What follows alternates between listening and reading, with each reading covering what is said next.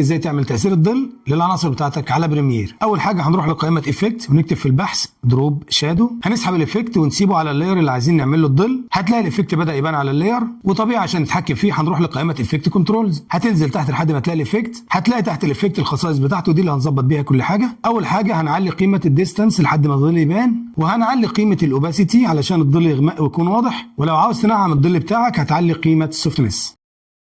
ومن خاصيه دايركشن هنتحكم في اتجاه الظل. اخر خاصيه معانا هي الشادو كلر، واللي بنغير منها لون الظل بتاعنا. هنضغط على المربع ده هيفتح لنا قائمه الكلر بيكر، هتختار اللون اللي انت عاوزه، وانا مثلا هختار اللون ده، وبعدين اوكي.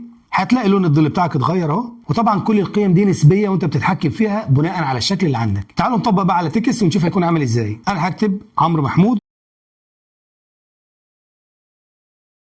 وبنفس الطريقه هنروح لقائمه افكت ونسحب الدروب شادو ونحطه على لاير النص بتاعنا. بعد كده هتروح قائمه افكت كنترولز، وبنفس الطريقه هتظبط كل الاعدادات، وممكن برضو تغير اللون. وبكده تكون عرفت